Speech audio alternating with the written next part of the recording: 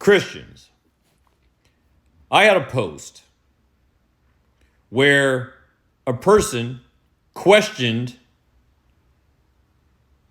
me, asking if God decreed souls for eternal condemnation, does that mean that God commits premeditated murder?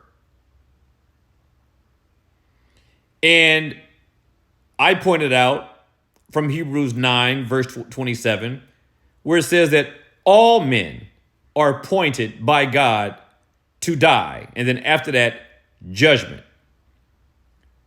Then this person responded by saying, he gives us free will. Now, as much as I love to argue about the will, that statement has no bearing on the post to which he responded. Zero. I pointed out that God has appointed all of us to die. To which this person responded by saying, he gives us a free will. What I'd like to see you, my friend, and I hope you're a brother or a sister in Christ, but I'd like to see you or anyone else free will yourself out of death. See if you can exercise your free will to alleviate yourself from having to go through death.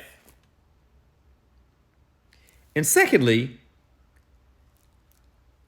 I will never argue that man doesn't have a free will. Now, before people that have heard me say man don't have a free will, let me clarify it. Man's free will has restrictions. It has boundaries. And those boundaries constrain him from choices that extend outside of those boundaries. So the question is, what are those boundaries? It is very simple. His sinful nature. If a man has a sinful nature, he will freely choose sin. And from among all of the choices that sin provides. Salvation is not a choice that a man with a sinful nature can make without being transformed by the renewing of his mind by God, preceding his ability to choose righteousness, holiness, and God ultimately. Be provoked and be persuaded.